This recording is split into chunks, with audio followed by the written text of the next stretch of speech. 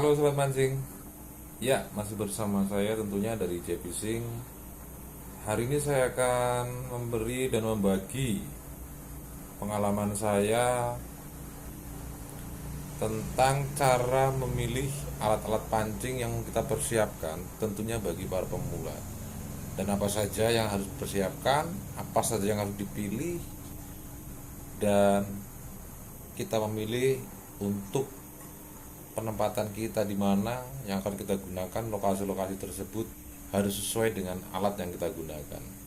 Mari kita saksikan apa saja yang harus kita pilih. Masih bersama Devisi.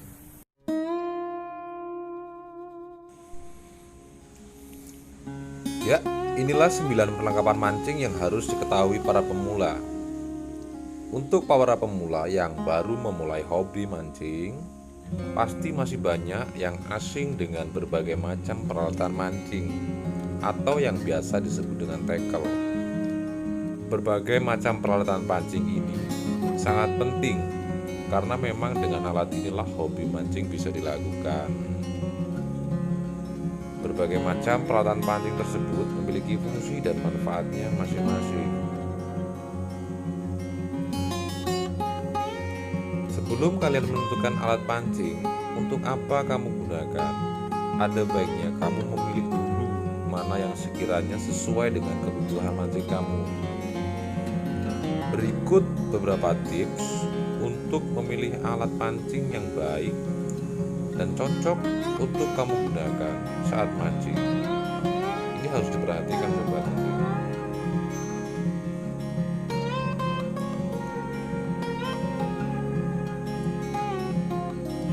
Ya, yang pertama, sesuaikan dengan lokasi pancing kamu atau lokasi tempat kamu mancing.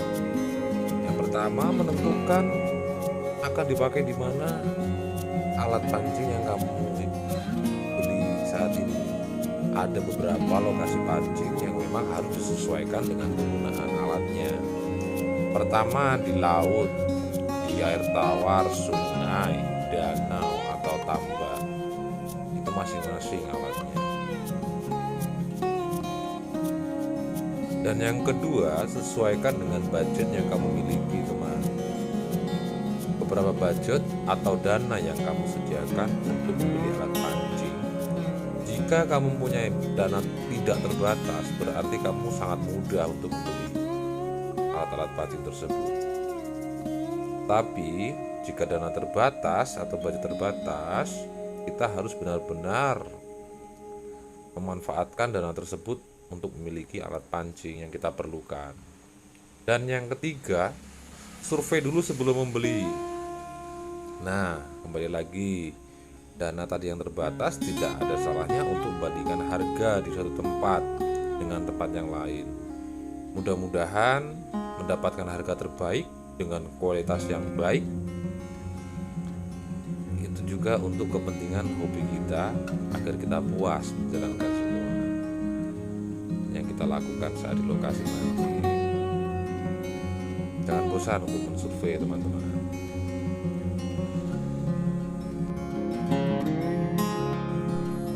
Nah, yang pertama, peralatan pancing itu reel. Kita harus sesuaikan dengan pegangan kita, enak yang mana. Meskipun murah, kalau kita gunakan itu mudah di tangan, enak. Itu kalau saya cocok sekali. Nah, peralatan pancing yang satu ini fungsi sebagai penggulung penampung senar. Seiring perkembangan zaman, reel telah banyak mengalami modifikasi baik dari bahan dan fungsinya. Secara umum, peralatan pancing yang satu ini terbagi menjadi dua tipe, yaitu reel overhead dan reel underhead. Reel overhead contohnya seperti reel bait casting dan reel trolling. Sementara untuk reel underhead seperti reel spinning. Masing-masing tipe peralatan pancing reel memiliki kelebihan dan kekurangannya. Namun sobat mancing, merasakan kedua tipe reel tersebut juga bisa jadi pilihan terbaik, karena kamu dapat menyesuaikan teknik dan spot tujuan kamu, sehingga nantinya kamu juga akan menyesuaikan untuk menggunakan jenis reel sesuai kebutuhan dalam berbagai macam kondisinya.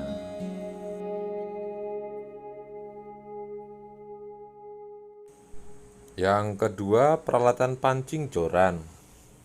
Nah, ini juga perlu diperhatikan. Tergantung kita penggunaannya tadi ya. Ada berbagai macam jenis joran. Ada yang model anten dan ada juga yang fiber. Tinggal keperluannya Anda masing-masing. Untuk menjamin tangan kamu aman dari gesekan senar saat melawan kekuatan ikan, peralatan pancing yang bernama joran hadir guna membantu kamu. Joran memiliki fungsi sebagai fasilitas untuk dudukan reel, tempat bertumpunya tenur atau senar, hingga untuk mengarahkan tarikan ikan. Selain reel, joran juga memiliki fungsi dalam menentukan kenyamanan kamu pada saat memancing. Peralatan pancing joran dengan spesifikasi tertentu akan memudahkan kamu untuk melontarkan umpan sejauh mungkin. Bahkan dengan bantuan joran, kamu dapat menerapkan teknik-teknik tertentu seperti casting, popping, dan juga jigging. Dengan bantuan peralatan pancing ini, kamu juga dapat menerapkan teknik lemparan yang belum pernah kamu lakukan.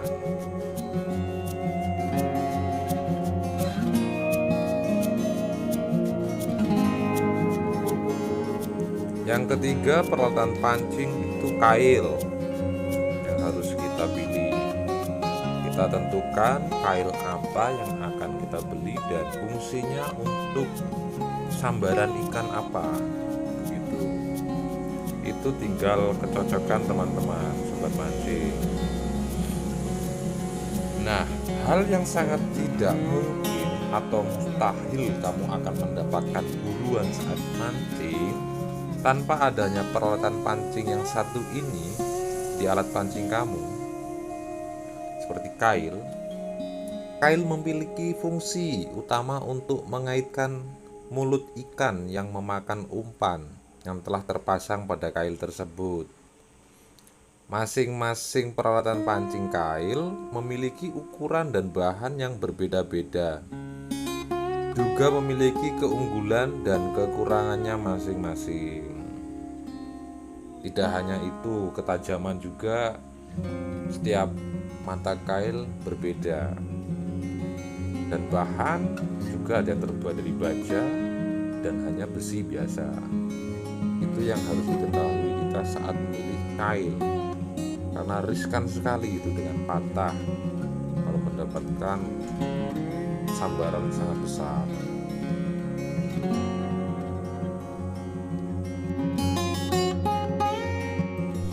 Dan yang keempat, peralatan pancing yang lain, senar.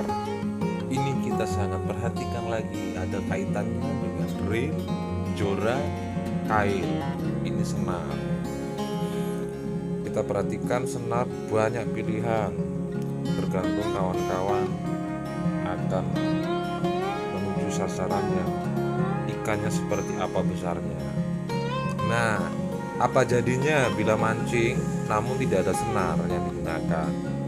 Hal yang tidak mungkin bisa dilakukan dalam melakukan aktivitas memancing. Selain sebagai alat bantu utama dalam peralatan mancing, senar juga memiliki fungsi lainnya seperti menggerakkan lur agar menghasilkan action terbaik, menyamarkan umpan di dalam air, memberikan sensasi pada saat tarik ulur dengan ikan, dan macam fungsi lainnya. Saat ini terdapat berbagai variasi dan peralatan pancing senar, tentunya mulai dari bahan, kegunaan, karakter, hingga jenis-jenisnya. Nah itu sobat, itu pun ada dibagi dua. Ada yang dinamakan dengan senar dan PX. Nah, PX itu seperti tali ya, tali tapi seukuran senar. Itu sangat keras sekali. Iya, yang kelima itu adalah pelampung yang harus kita pilih. Pilihlah pelampung yang bisa bertahan terhadap arus dan air. Pasti sobat mancing sudah tahu lah yang seperti apa dan bentuknya seperti apa. Nah, tidak seperti senar dan kail, pelampung ini pada peralatan pancing boleh digunakan dan boleh juga tidak, tergantung dari teknik yang diterapkan. Pada dasarnya, fungsi utama dari pemasangan pelampung adalah untuk membantu kamu dalam memberikan sinyal dan tanda jika ada ikan yang mendekati atau memakan umpan. Sampai saat ini begitu banyak bentuk dan bahan pembuatannya dari peralatan pancing seperti pelampung. Namun, intinya sesuaikan dengan kebutuhan para pemancing dan tekniknya sendiri. Nah, sobat mancing, pelampung apa yang biasa Anda gunakan, enak Anda gunakan, cara mancing apa yang digunakan, pastinya sudah bisa mengatur sendiri menggunakan pelampung atau tidak.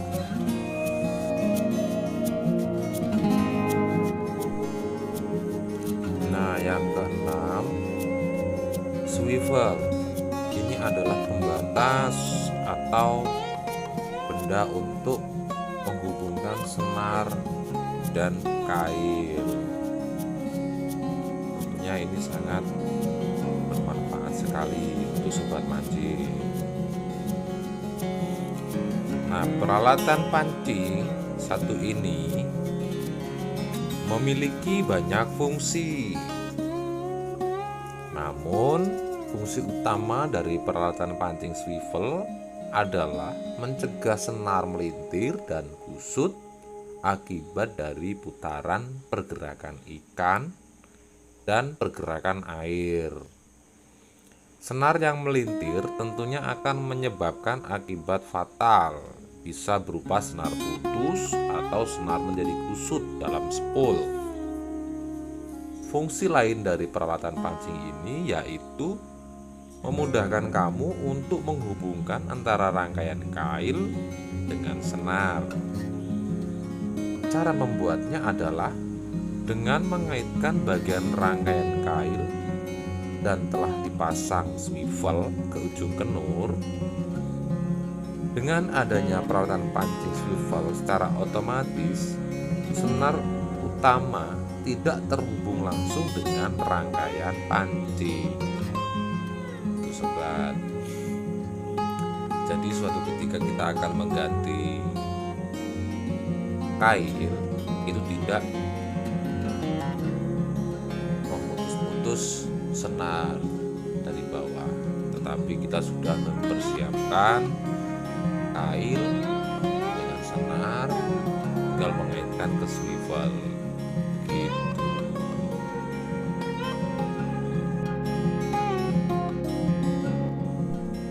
Ya, yang ketujuh, benda ini bernama snap.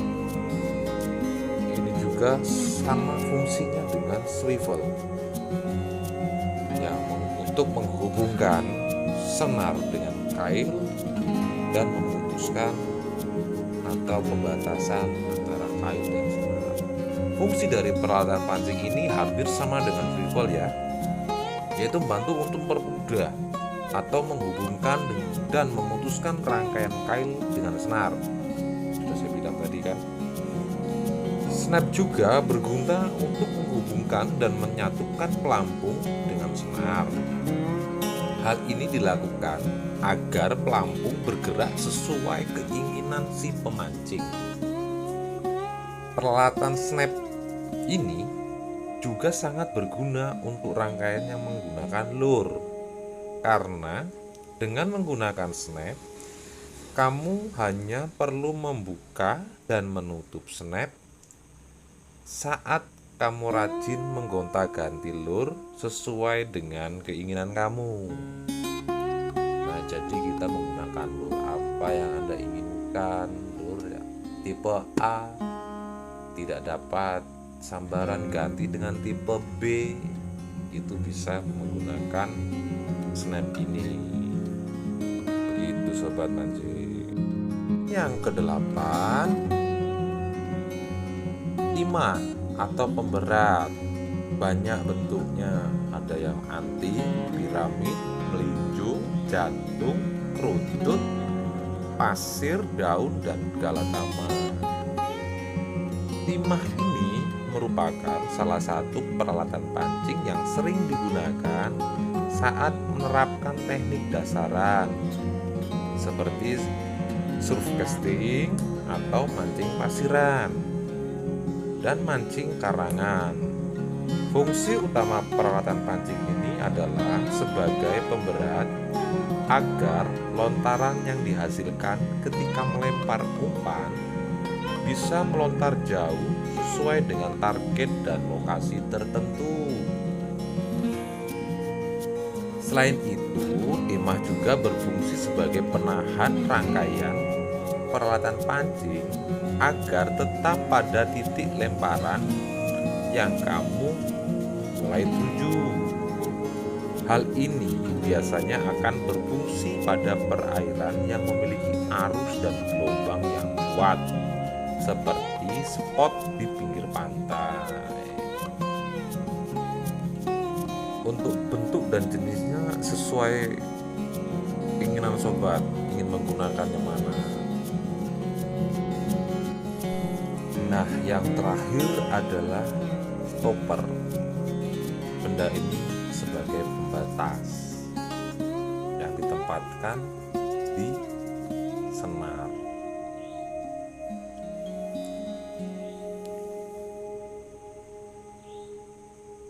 Stopper ini berbentuk bulat dan memiliki ukuran yang sangat kecil. Fungsi utama stopper sesuai dengan namanya, yaitu sebagai penyetop lajunya pelampung pada rangkaian peralatan pancing di kedalaman tertentu. Dengan menggunakan stopper, kamu bebas untuk melakukan pengaturan kedalaman umpan. Misalnya, kamu menggunakan pelampung dan melakukan settingan stopper pada jarak senar 1 meter, maka umpan akan berhenti menyelam pada jarak kedalaman 1 meter pula. Setelah mengenali berbagai jenis dan macam peralatan pancing, maka yang harus kamu lakukan adalah mencoba untuk memancing. Jangan tunggu lagi. Selamat mencoba sobat mancing. Ini semua yang saya pernah lakukan, memilih peralatan pancing sesuai kegunaan, sesuai lokasi, spot, dan lain-lain. Itu tadi 9 peralatan pancing yang harus kita ketahui, terutama bagi para pemula. Seperti saya juga ini pemula sebenarnya, jadi banyak-banyak belajar pada teman-teman apa saja yang akan kita gunakan, akan digunakan di mana spotnya. Itu ini saya bagi ke teman-teman. Jangan lupa like,